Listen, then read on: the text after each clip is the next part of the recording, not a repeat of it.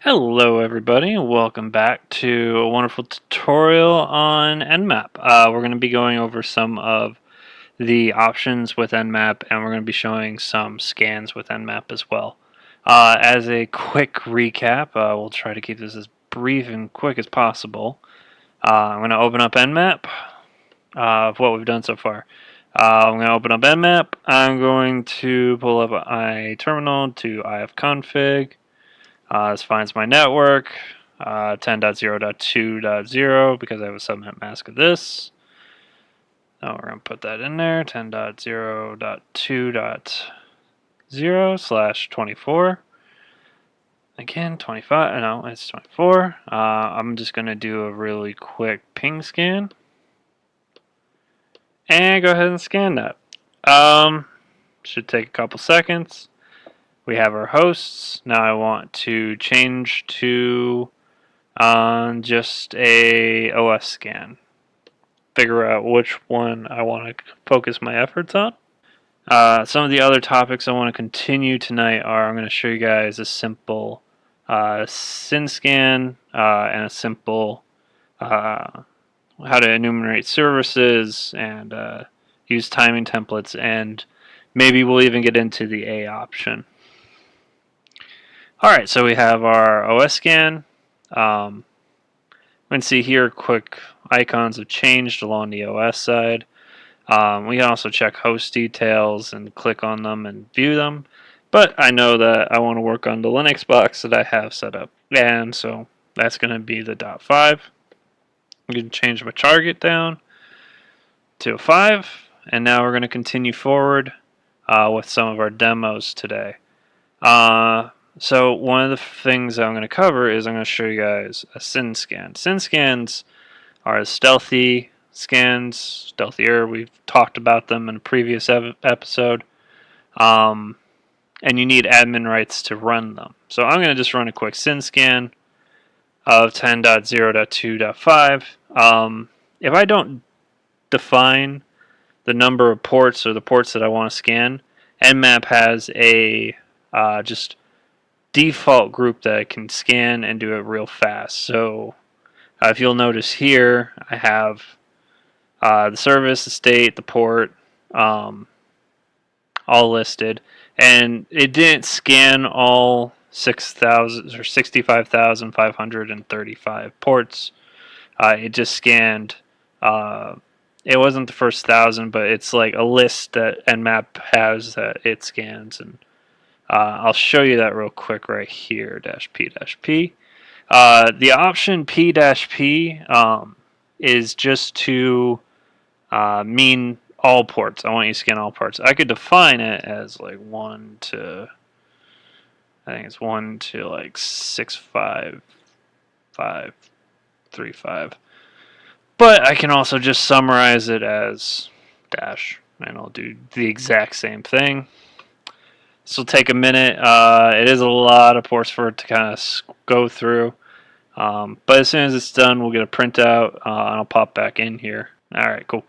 I didn't take nearly as long as I thought, but as we can see, we've added a few more ports to it, or before we only had so many. We have a few more added to it now.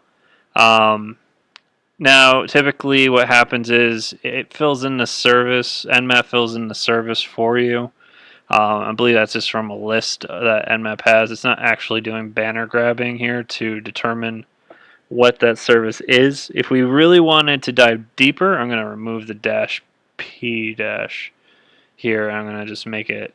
So this is our new command here.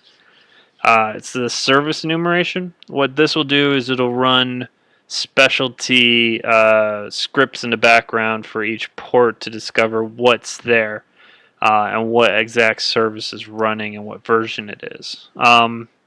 This is fairly accurate. Again, like the OS scanning that we talked about earlier, it may not be 100% accurate, but it's pretty close. It gives you a pretty good guess or a pretty good idea of what's on the other side. And again, we got this. I didn't leave all the ports in because I didn't want let it run for like an hour or 5 minutes or whatever to just scan away. So, but we can see here now we have both the port, the state, the service, and the version. The nice thing about nmap or ZenMap is that, and the nmap GUI, is that with the nmap GUI we can actually see, if we select our host here, what ports are available. It keeps a record of them so that you can review it later. And it maintains a database of that information in the port/host, and you select the correct host. It's a nice feature, rather than just having everything ephemerally printed out onto the output or having to continually output your results into little files. It holds everything here together, and you can save that under scans, and you can do save scan and output it that and save it for later that way. So -v, service enumeration, it gives you the versions and everything like that, or at least the best guess for them. The next thing I wanted to talk about was timing templates. Timing templates are actually very interesting. We're just going to continue our demonstration on this. This scan. Timing templates, there are 6 of them. They range from paranoid to insane speeds. So basically, the designers of nmap said, well, what if we have somebody and they don't want to send 1,000 SYN packets to the target at once? What if they wanted to reduce that kind of load? Because, if I'm scanning 10 or 15 computers on the same network, and I want to do a full port scan for all of them, and I have plenty of time to kill, and I don't want to flood the network. Can I slow that down, or can I speed that up if I'm in a rush? So the way that nmap works is it's very low level for a lot of things, and it's actually designing these packets according to your request and dictating to the lower systems, hey, this is how you respond to it. So when it comes back, and so what happened was that they decided, okay, well, we should make some basic templates so that all the timing configurations is still correct, and the user doesn't have to go down into those lower levels and adjust them by hand. So they put in these timer templates. So 0, if I did t-0, we'd sit here all day, and it may finish, it may not. It could take an hour, it could take 2 hours. I don't typically do paranoid scans, but that's what -t0 means. It basically means slow everything down to the slowest possible that you can do. And scan it and tell me what each port says. It is extremely slow, and it's not typically used unless you're on like a system that you don't have permission to be on, and you really don't want them to see you scanning their network. Even then, it might, like, what happens if someone just logs off the network and leaves with their laptop? You've basically scanned 2 ports on their system, and it's not even there anymore. It has its purposes. It's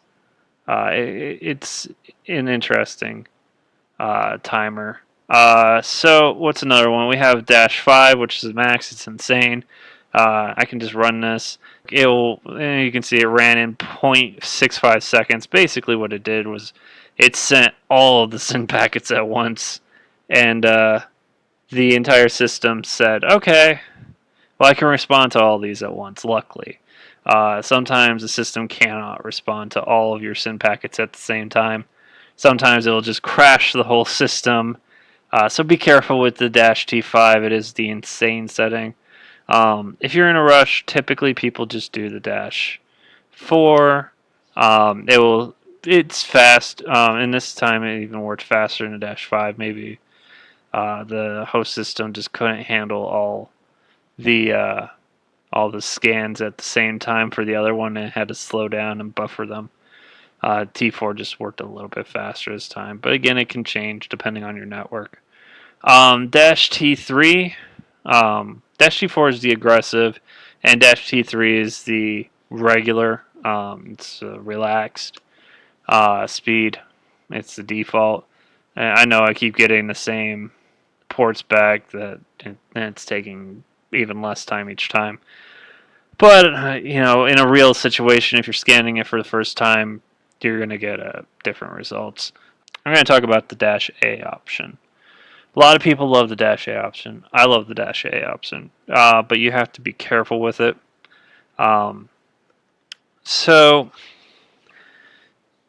you might be wondering, okay, well, if I want to scan a computer and I want to get all the data off of it, I want to get it all in one shot, what's the command for me? What do I need to write for that? And you might be saying, well, I want to scan the ports, I want to get the versions for each of the ports, I want to get the OSs. We haven't gotten into scripting scans, but you can do script equals, and let's say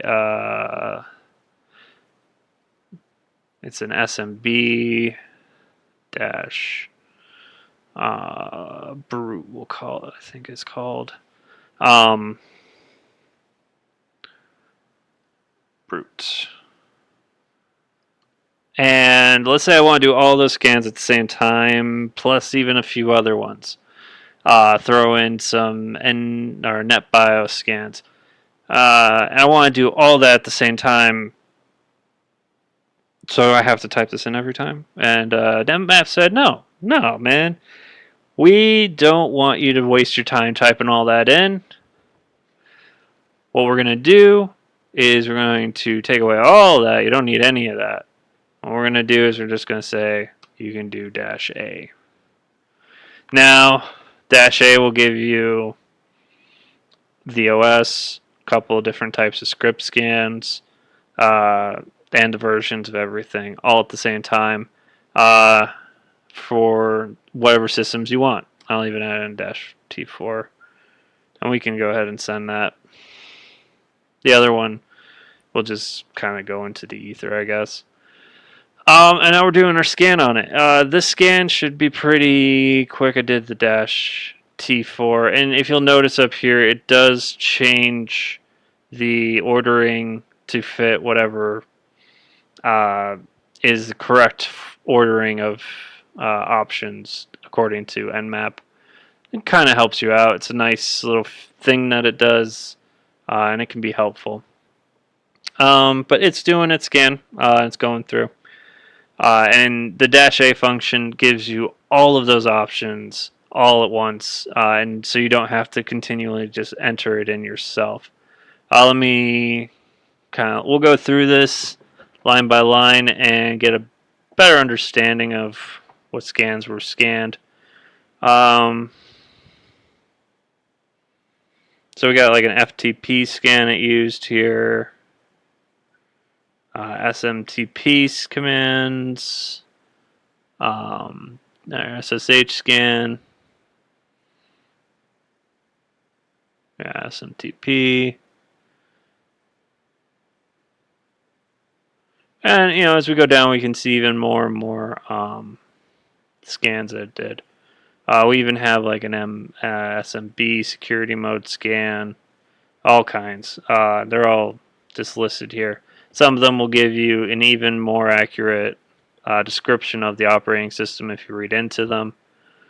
But by the end of it, you get pretty much all the details you could ever want on this one device. If we look at the host details, you can also see here that port scanned is 1007. Like I said earlier, that's just the 1007 that nmap defines for us. It doesn't include all possible ports in the initial scan. If you want to do that, you have to do dash P, or no, dash P dash. But we get more information here. We also get the, this would be populated if we didn't already have it populated. So that's a basic hot kind of topics, hot type of options that you can use. If you guys have any questions, feel free to comment in the comments below. And if you guys have any suggestions on what you want me to do next, you can definitely leave those down there as well. Thank you very much, and have a wonderful day.